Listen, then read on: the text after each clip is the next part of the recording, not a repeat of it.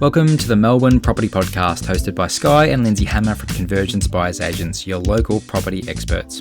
This podcast is your go-to source for insights, trends and tips on navigating the ever-changing Melbourne property market. Whether you're buying an investment property or your dream home, stay tuned for the next 30 minutes as we give you exclusive insights that will shape your next property purchase. Let's dive in. Hi, I'm Sky and welcome to another episode of the Melbourne Property Podcast. With the weather starting to heat up and getting warmer, today we're actually going to jump into Melbourne Beachside Suburbs. So whether you're an investor looking to buy your next investment property or you're a homeowner looking in these suburbs or potentially just want to know a little bit more about these kind of beachside suburbs in Melbourne, then this is the episode for you. As always, I'm joined by my co-host Lindsay. Lindsay, how are you today? Yeah, I know we're talking about beachside suburbs today, and if you've watched the last couple of episodes, you know that I've been talking about how great the Melbourne weather's been. I've even been sporting my summer attire. Well, that was a bit of a false sense of security, and here I am back in my winter colours. So that's how I'm feeling today. Despite talking about beachside suburbs, it's probably more wishful thinking than anything right now. I mean, you think you'd slowly learn that, Melbourne doesn't just turn into summer one day. There's always going to be exactly that fall back into the colder and wetter weather, which we've obviously seen recently. However, that's not what we're talking about. So let's move on to it. As always, I'll kick things off with a little show note from our sponsors. So today's episode of the Melbourne Property Podcast is brought to you by Scale Lending. Whether you're a seasoned investor looking to scale your portfolio or a growing family buying your next home, the team at Scale Lending take the time to understand your strategy and structure your finances for long-term success. With access to over 40 lenders and a deep focus on property investment, they're not just ticking boxes, they're unlocking doors. So if you're ready to take that next step, visit scalelending.com.au, submit an inquiry and someone from the team will get in touch. Right, back to it. So as always, as I've mentioned a few times now, what are you loving about Melbourne right now, Lindsay? You know, I always love to talk about how much there is on offer in Melbourne. It's such a diverse city. We've got plenty of culture, so much to see and do. So this week I'm going to talk about something that's probably one of the more eclectic things that I've done in Melbourne. I actually went to see a live magic show to celebrate someone's birthday. It's at the Marriott Hotel. Apparently it's been going for about 11 years. And I just want to say, you know, in this day and age, there's so much technology and things we can watch on TV and that. So it was kind of nice to put the technology aside and sort of be wowed by a live performance. So definitely worth checking out if you're looking for something a bit different. What about you, Sky? What are you loving or not loving about Melbourne right now? For me, I guess it's what's coming up. So footy season's done now. The next one's obviously the Spring Carnival, so horse racing. So we actually own a horse. It hasn't ran yet, but I think it's something I guess we'll get a bit more involved this time around. I don't expect it to be running through Spring Carnival, of course, but again, there's just a kind of added vibe to the city at the moment, and kind of when that builds, obviously leading up into Melbourne Cup Day as well. So something to keep an eye on over the next few weeks. Absolutely, plenty of fun trackside. Yeah, exactly. All right, Melbourne isn't really known for its beaches, so it's not one of those places that people think, oh, amazing beaches, that type of thing. And to be honest, the beaches close to Melbourne CBD, I actually don't love. However, if you get out, I'm going to cover off some of these suburbs today. I think there's some great beaches out there if you get a little bit further away from the CBD. So I'm sure we're going to cover up those, including my favourite beach, I think. To kick things off, do you have any other kind of introductory comments before we run through I was just going to say, as someone who wasn't born and raised in Melbourne, it's definitely surprising when you find great beaches here in Melbourne. I don't think it's spoken about enough. And that said, I haven't been in the water with a lot of them. I think the water's quite cold, but at least you have that relaxed sort of beachside lifestyle with a lot of these suburbs. So and a lovely outlook, lovely appeal to look on. Yeah, exactly. So I think we might just jump straight into that then. Okay, so this list, we've put it together. It's got some really good beaches on here, but there was a methodology behind it. So Lindsay, can you step us through, I guess, how we got to this list and then we'll take it from there? Yeah, so I guess the first one is that the suburb itself has to actually be beachside. So, you know, you often have a lot of suburbs where you've got maybe Chelsea and then Chelsea Heights. We're not talking about places like Chelsea Heights. It has to be beachfront. The next thing is that it has to be either a decent beach or have amenities that make up for it maybe not being the best beach. We're also sticking to suburbs that are officially part of metropolitan Melbourne. So that does include places like the Mornington Peninsula, which has some fantastic beaches. We'll get into that later. But it does not include places like Geelong. So we won't be talking about Geelong here today. And finally, the suburb had to have strong owner-occupier appeal. So they're not just investor-led hotspots and those sorts of places. They're places that people genuinely love to live and having that coastal lifestyle. So I think we'll kick things off with one of my favourite suburbs on the list, and that's Elwood. Do you want to tell us a bit more about Elwood? Yeah, absolutely. So Elwood is no stranger for most people. It's quite close to the city, so it's 8 kilometres southeast of the CBD. It sort of has that relaxed, classic Aussie beach lifestyle by the beach, plenty of cafes and restaurants, trendy boutiques, sort of things like that. You've got lovely places like Elwood Bathers, so that's sort of there on the beach with waterfront views. Bit of a price tag that comes with eating there, but the views make up for it, I would say. So it's sort of got that blend of urban convenience with beachside living. So imagine a lot of sort of young professionals living there and those sorts of people that want to be close to the CBD for work purposes but still have those lifestyle attractions. Exactly. And like if you spend the mornings down that way or pretty much any time on the weekend, you'll see lots of people going for runs. Like personally, I've done a lot of runs up and down that kind of Elwood Beach area. It can get quite busy, but it is a beautiful spot in Melbourne and does have that coastal feel, as you mentioned. So jumping in, I guess, to the data. So places like Elwood, I guess they're not investor hotspots by any means right now in terms of like they're not having massive growth or anything like that, but it does have a lot of renters there. So like in terms of when we're looking from an investment perspective, we want to see that kind of high owner-occupier percentage, whereas somewhere like Elwood, there's lots of apartments, there's lots of people that want to live there and rent there for the lifestyle benefits. So we're talking about 51% renters. So there's actually more renters than owner-occupiers in their suburb. Does it mean house prices don't go up? Obviously not, because the median house price is quite high. And if we're talking about the typical house price, which for those that listen to the podcast for a while, we don't talk about medians because they're kind of outdated number and they obviously don't give you a true, accurate reflection of what's happening on the ground. But the typical house price right now is 2.38 million. So again, quite high. And we're talking freestanding houses here, which do attract a premium because there's so many apartments in somewhere like Elwood that those freestanding houses are very desirable. So the unit to houses ratio is actually 74%. So whilst that's generally considered unfavourable from an investment perspective for a suburb, it does mean that there's a demand for those freestanding houses. So they're in short supply, that's for sure. Exactly. The ERSAD score, which we've spoken about at length in some other episodes, so in terms of, I guess, desirability from a social standing point of view, it's one way to put it. It's an ABS statistic. It's 10 out of 10. So no surprises there when you factor in the incomes, I guess the people that are living in somewhere like Elwood. It's no, I guess, real shock right there. Yeah, you'll notice actually throughout this list that we've compiled today, the ERSAD score is quite interesting.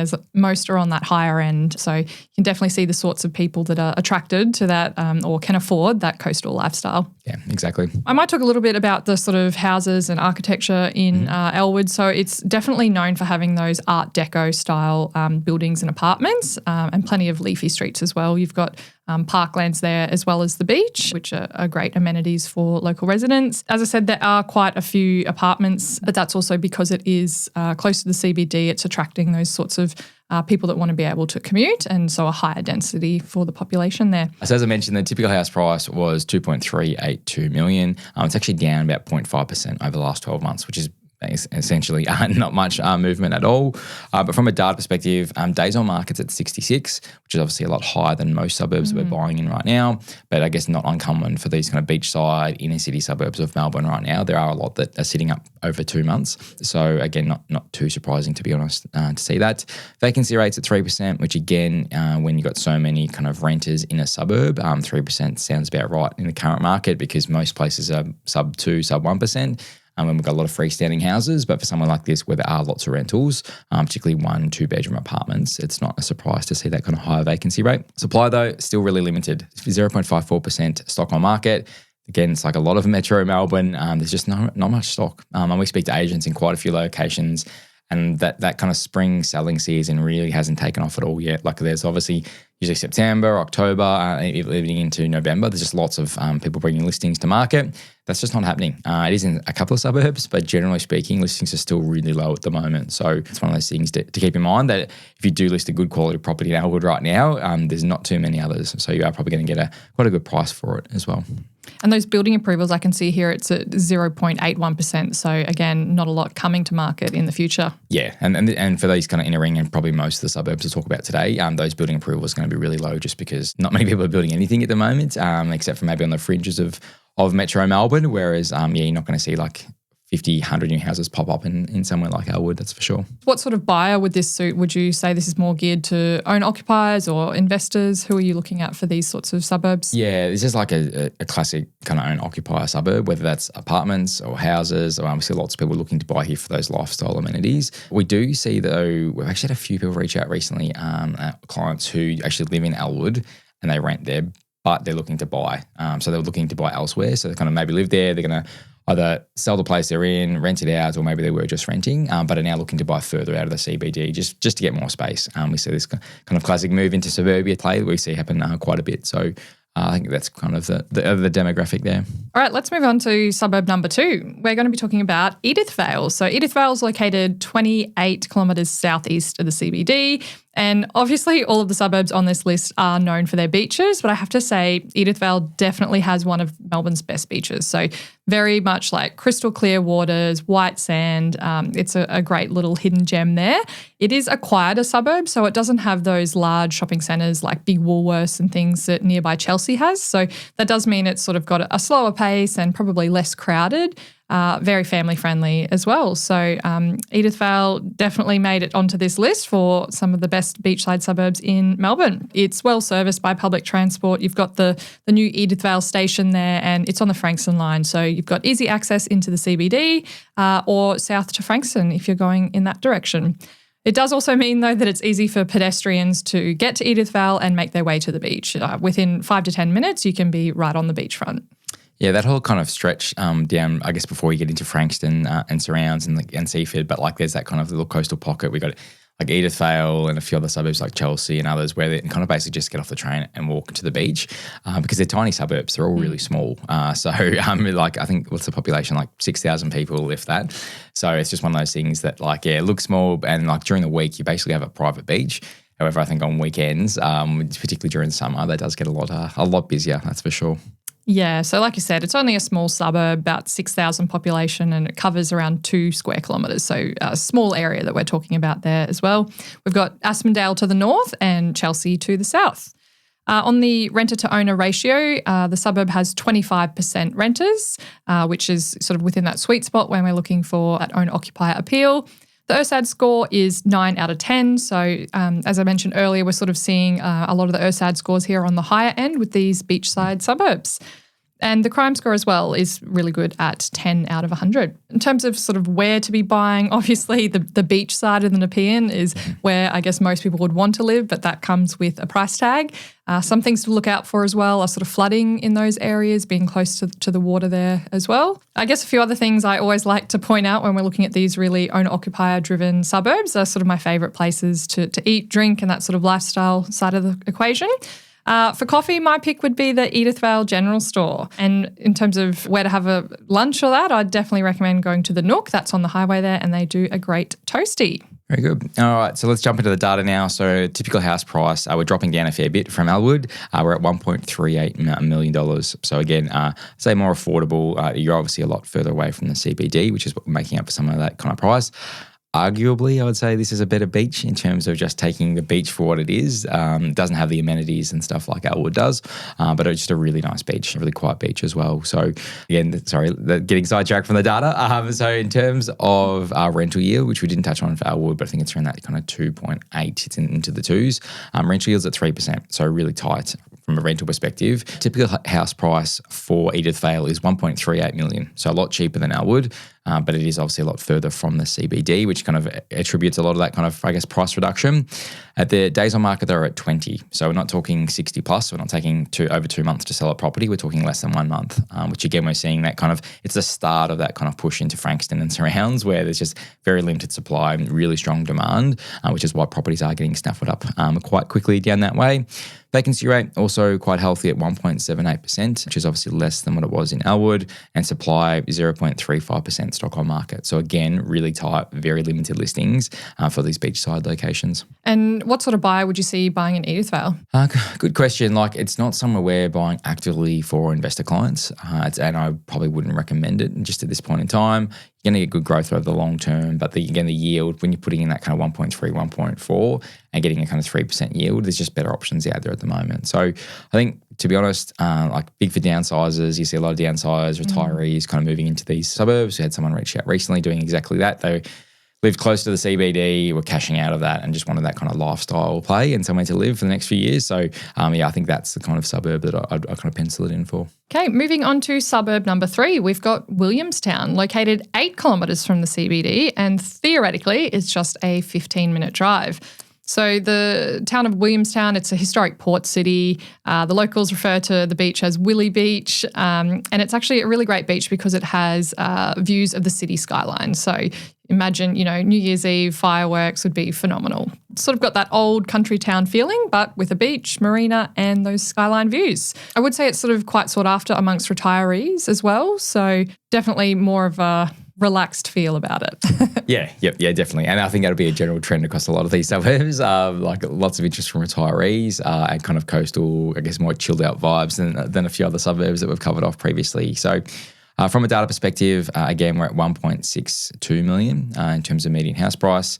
It's up about 2% over the last 12 months. So again, a little bit of a rise there, which is what we want to see. Demand side, we've got days on market sitting around 29 days. So again, under that kind of 30 benchmark that we're usually setting. Vacancy rate a little bit higher than what we'd like at 2.33% though. So again, it's not ticking all our boxes from an investment perspective, but this is not what this episode's all about. And supply side, 0.34%. So again, basically no supply in the market, which we're seeing across the board in Melbourne right now. If we look at the sort of broader demographics as well, that renter to owner ratio is sitting at 25% renters. So again, in that sweet spot, ERSAD score 10 out of 10, so high socioeconomic advantage for residents of this suburb. And the crime score is at 12 out of 100. The one thing I will touch on though is the transport. So it's definitely fine if you're working from home, but if you're travelling into the city, whilst it's only 8 kilometres, that traffic does build up. And the poor infrastructure does mean there can be a fair bit of congestion there. The other thing to note is that this is so close to the CBD and Beachside, so that does mean on weekends it gets very busy. There are a lot of people from all of the western suburbs of Melbourne travelling to Williamstown to visit the beach on weekends, so it can get quite busy. Probably the one other main consideration, particularly for home buyers that are looking to live there, is the noise pollution from the port. So the port recently, the Victorian government sold it to a private company. So you get really big sort of mega shipping containers coming in and sort of all the noises that comes with. Definitely a factor to consider. And again, for this one, in terms of types of buyers, people like of the suburb, I think it's, again, that retiree type vibe. Younger families, I think we're seeing a bit more of as well. And they're we aren't doing this, but yeah, I could see the Airbnb kind of play working out that way as well if you wanted to do some short-term accommodation. Yeah, particularly in the summer, those peak months. Yeah, very good. All right, let's move on to suburb number 4, and this one a bit closer to home for we're doing a lot of our buying, and it's Seaford. So Seaford, 36 k's from the CBD. The kind of start of that kind of Frankston, I guess, bubble of suburbs right now that are really hot from an investment perspective. Also known as the local government area or the LGA, Sky. Yeah, correct. Yeah, so it's a really nice spot. There's obviously multiple parts to Seaford. Like there's obviously the Beachside, and there's other ones, I guess, further along as you move closer to Frankston North. We actually just picked up a property there for $715, 3-bed, 1 bath on 500 square meters. So I think it's like one of the cheapest sales there. The house needs a little bit of work, obviously, but that's a really good buy for a client that I was super happy we could kind of wrap that one up when we did, because you're seeing now high 8s into the 9s for most of those 3-bedders in Seaford. So hopefully we can add some value through renovation and get a really nice valuation uplift on that one. And if we're talking about what Seaford's sort of known for, it's got a 5-kilometre beach there. So beautiful sandy beach in Port Phillip Bay. Another one of Melbourne's best beaches that sort of, I think, really surprises a lot of people. I don't know that many people, particularly tourists, make it down to Seaford and those sorts of areas. You know, a lot go to Mornington Peninsula or your Elwood, St Kilda beaches, but Seaford's another surprise in there, a great beach in Melbourne. In terms of transport, great connectivity. So you've got the Frankston train line there, so easy access into the city or other direction to Frankston. And that's going to be for a lot of these, particularly in the southeastern suburbs. Those bayside ones are generally on the Frankston line. Yep. Broader population, we've got 17,000, so a bit of a bigger suburb for Seaford. 33% of those are renters, so still in that sweet spot. The ERSAD score is a little lower though, and this will probably be reflected in the typical house price when we get to it. So the ERSAD score is 5 out of 10 for Seaford. The crime score is also 20 out of 100. What sort of homes would you find in Seaford, Sky? Again, Beachside's, I guess, a bit different because you do see some of those developments kind of more like crew builds and that type of thing, although that stock is sitting on the market quite a bit at the moment. Big blocks though, 3-in-1 kind of brick houses on 600 to 800 square metres, very common. Some weatherboards as well, but again, a lot of brick homes, which again, great from an investment perspective. Yeah, and I think a lot of people are sort of buying those bigger blocks in order to subdivide or add a granny flat. There are investors looking for those types of options. Yep, exactly. The other thing to keep in mind with Seaford and a couple of these other suburbs, to be honest, is flood zones. So a lot of people don't factor it in, particularly when you're further away from the beach here. But you've also got the river running through there as well. But it's just one of those things to keep in mind that when you are buying, make sure you check the flood maps in a place like Seaford. So what is the typical house price for Seaford? Yeah, so we're dropping down quite a bit here. So typical house price in Seaford, as I mentioned earlier, we picked one up for $715 quite recently, but the typical house price now is $880,000. So it's up about 5% over the last 12 months. I'm expecting it to go up quite a lot more over the next kind of 12 to 24 months as well. The yield's at 3.34%. And a lot of it has been yield compression. So rents have actually been rising, but they haven't kept up with the price growth that we've seen over the last few years. So it's just something to keep in mind that yield is a bit lower. That purchase we're talking about, though, we're much closer to, say, 4%. So that is definitely achievable if you're particularly buying the right property and you're happy to put in a bit of work. But yeah, just keep in mind that the yield is on the lower side for the area. I don't think any on the list today have a yield that's got a 4 in front of it. No, I think they're all 2s and 3s. Yeah. Days on market sitting at 22 days. So again, a very competitive market at the moment, which we're obviously seeing on the ground. Vacancy rate at 2.22%. So again, a little bit higher than we like to see, but manageable. And then stock on market 0.3. So again, just there's no supply in the market whatsoever. So we're expecting to see that continued growth. Going back to the vacancy rate being around 2.22%, I think it was lower at the start of the year when we added Seaford to our top 10 suburbs for investment. Can you speak a little bit, Sky, around like if we've got a lot of investors looking in suburbs like that, does that affect the vacancy rate? So it does. We're seeing it play out in some pockets, particularly in, say, Frankston right now with that rental. And if you know the market, like if you look at the rental listings, you can tell, oh, hang on, these 4 properties all just got sold last month. And so we are seeing what's happening is people buying up, not so much in Seaford, but in Frankston proper. It's obviously a much bigger suburb. We are seeing a lot of that vacancy rate tick up a little bit.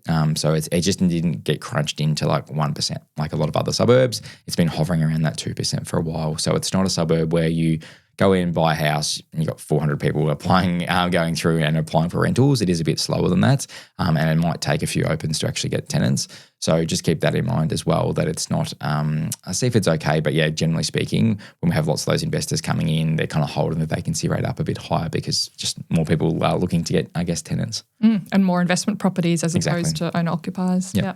If we think about what sort of buyer this would suit, in our line of work, we've bought for all sorts of buyers in Seaford. We've bought, like you mentioned, recently someone bought a property, needs a little bit of work. We've bought for flippers, people that want to renovate for profit, and occupiers in Seaford, and you're just general set and forget investors. So I think Seaford kind of ticks a lot of boxes for a diverse range of people. Yep, doesn't matter if it's owner-occupied or investors. Seaford's a really popular suburb at the moment. Moving on to suburb number 5, we're going to be talking about Mordialloc. Mordialloc is located 24 kilometres southeast of the CBD. It's known by the locals as Mordy. It's a bit of a beachside hub. It is a designated activity centre. So you've got plenty of services and amenities, things like cafes, restaurants, barbecue and picnic facilities, everything like that. There's also a pretty cool 300-metre long pier that runs out into the water. So that's quite a feature for the area.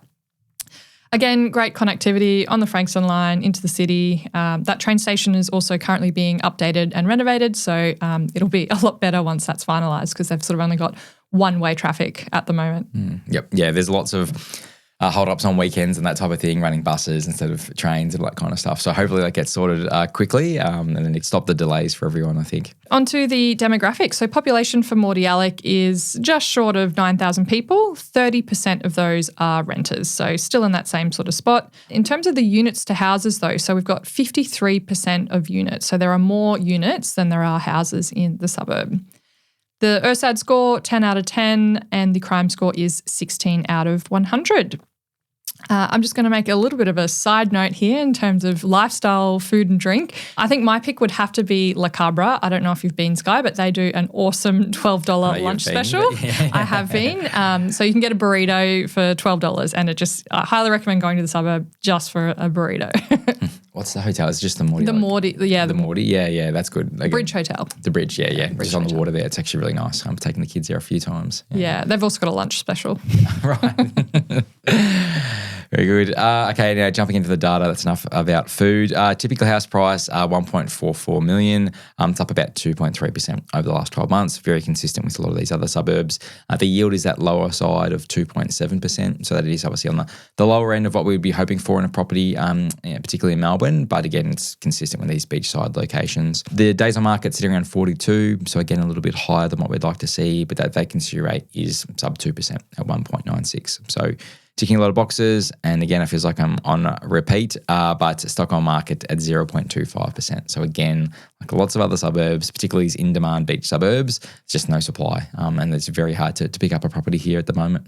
What sort of clients would this suit? What sort of buyer would be buying in Mordialloc? Yeah, again, families. We see lots of families kind of on that more premium end of the market. Obviously, down that way, you're getting further from the CBD, but you're kind of at the start of like the really nice beaches. So I reckon it's a really nice blend of both when you're that way. Yeah, and I think being a designated activity centre, you've got those job options there and other amenities. There's great schools nearby, even like Mentone Grammar is not far away, those sorts of things. Yep. All right, suburb number 6, another one that we know quite well, Mount Martha. So again, we're getting further away from the CBD here. We're down onto the Mornington Peninsula, but just honestly, just a beautiful suburb, both at the suburb itself, but also the beach line. Give us a little 2 cents on Mount Martha. So we're now 60 kilometres southeast of the CBD. But yeah, you've got those clear blue waters. There's a beautiful boardwalk. You've also got the colourful little beach bathing houses. So similar to what you see in Brighton. A lot of people don't know, but you can find them at other beaches along the coast there as well. So there's some at Chelsea, there's some at Frankston, some at Mount Martha as well. Best beaches would have to be South Beach and Mount Martha North Beach, and you've got those scenic views over Port Phillip Bay. There's also a lot of natural bushland as well, so for people that are sort of hiking enthusiasts or just like going on walking trails and things, plenty to offer in Mount Martha. Very much that sort of village atmosphere, boutique shops, cafes, restaurants, also popular with tourists. So you've obviously on the Mornington Peninsula got plenty of wineries and tourist attractions like Arthur's Seat or Enchanted Adventures if you've got kids. So plenty to see and do, and Mount Martha's sort of in amongst it all there. Exactly. All right, and now jumping into the data now, I've got a typical house price of $1.8 million. So again, we're getting up there despite being further away because it does have, I guess, all those amenities. You are paying a premium for a suburb like this. Having said that, it is actually a really good time to be buying there. Like, and this is not so much from an investment perspective, but an owner-occupier. Prices are down around 2 or 3% over the last 12 months. Stock is just sitting there, and like we see a lot of it. Like the amount of times we speak to agents where we're actively trying to buy stuff in Frankston, Carrum Downs, and surrounds. And like, oh, but have you got anyone for Mount Martha or have you got anyone for Mount Eliza? Like, and we're talking twice the I guess typical house price in these suburbs, but they're not flying off the shelf by any means. So I think if you are looking to upsize, downsize, looking to get into these kind of markets, somewhere like Mount Martha, I think you get a really good deal at the moment. And I wouldn't be offering crazy numbers over the top of the price guide. I think it'd actually be going the other end because there is scope to kind of come down on price with some of these properties. Yeah, it's sort of a great location if you're looking for a sea change but still want to have access to Melbourne CBD occasionally, like if you need to come in for medical treatment or something like that. If you are retiring, looking for that sea change, definitely a great option. And in terms of houses, you have both a mix of those new contemporary houses but also your more traditional weatherboard like holiday houses and things like that. Houses that are built high on the hill, so along the Esplanade from Dominion Road through to Bruce Road, they actually have some of the best views that the peninsula has to offer as well. So if you've got the money and can afford it, you can have stunning views. Yeah, we're slightly probably higher than the 1.8 kind of typical house price for those, but really there's that nice share of, there are multi-million-dollar homes in Mount Martha all the way through to your entry-level, more affordable homes as well. I think We saw one go to auction a few weeks back and it sold for less than 800,000. Just over 800 it went in the end. Yeah, Yep. Because we actually were eyeing it. We didn't have a client for it. We were actually eyeing it for ourselves. It was on like the right side of the Nepean Highway, albeit it backed onto the Nepean Highway, which is why it was a bit cheaper. But again, it was a fair way off the highway and it is the quieter parts. But we're actually eyeing it off for ourselves. It would have been a nice little a renovated project, that's for sure. It was definitely in original condition at that price point. Yeah. Just to round out the data here. So days on market, 34 days. Again, pretty good. The vacancy rate, though, up around 3.6%, which is quite high. Particularly, we see this kind of Mount Martha and even further down the peninsula, just seasonal. There's not a lot of people looking to move there to rent per se. You'd be moving there to buy a house and live there. So I guess there is that higher vacancy rate at the moment. But supply, so stock on market, 0.29%. So again, next to nothing available in the suburb. And again, what sort of buyer would be buying in Mount Martha? Yeah, I think if it's not an owner-occupier, you're potentially an investor trying the Airbnb play. So again, you're trying to rent it out, make the most of it. Like in Mount Martha, particularly if you're buying beachside, like you can charge whatever you want basically through summer. Like you get a really good return then. But again, you got the downtime obviously outside of summer where it's not as desirable a place to be renting. So I think they're the two main ones. But yeah, predominantly owner-occupiers. Suburb number 7, we're going to be talking about Sorrento. So Sorrento is sort of at that southernmost point of Port Phillip Bay, so 62 kilometres from the CBD. Another charming coastal suburb. It's on the Mornington Peninsula. It's known for having some big sort of historic limestone buildings. You've got a tree-lined foreshore there, plenty of upscale boutiques and fine dining options as well. I sort of think it looks like one of those coastal Italian cities and you've just picked it up and dropped it there on the Mornington Peninsula. The best beaches would be Sorrento Ocean Beach and Sorrento Front Beach. I'd say it's quite sleepy in the winter, so I've been there before sort of May, June, and there's not a single person walking down the main strip of shops. But they're all still open, and I think what really tides them over is that summer mass of people that are coming to sort of spend their summer holidays there. Yeah, it's kind of refreshing to be there at that time of the year because it's a bit more, I guess, relaxed. Obviously, you don't have the weather to go with it, but it is nice to kind of do both, be there during summer, but also in the quieter months as well.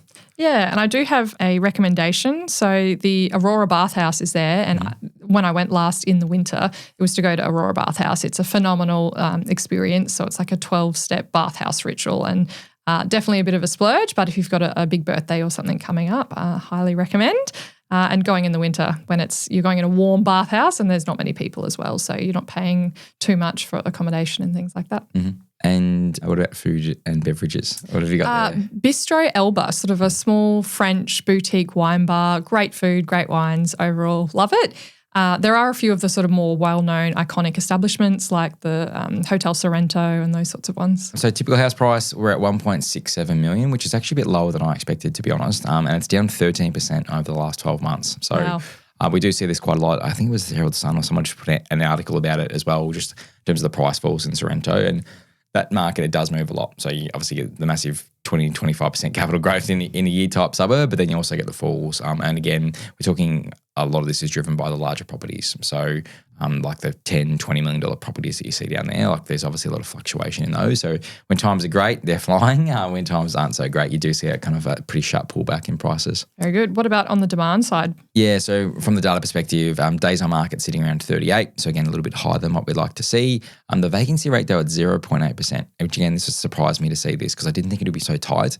But it is, again, there's not too many renters down that way. And it's a lot of kind of holiday homes, that type of thing. So I think what we'll be seeing here, and again, what we've seen, I guess, a big sell-off in properties is that a lot of properties are just vacant. So we've got talking kind of generational wealth, have their assets, they're probably debt-free. So in the vacancy rate that have to be up for rent and being listed, I think a lot of properties down that way are just not being listed online for rent. Second homes, holiday homes. Exactly. Yeah. So there's a lot of that happening in the suburb where they don't need to rent them out, so they don't. So that's why it kind of feeds into the data that way. If I go back to some of those more demographic-focused data points as well, so the population is around 2,000 people, so very small, but the median age is 64. Yeah. So that sort of gives you a bit of insight into the demographic of the local residents and if it's a second home and those sorts of things. The renter-to-owner ratio is 13% renters, so not a lot of renters. Units to houses, 4%. So 96% there are freestanding houses. That's a lot. Yep.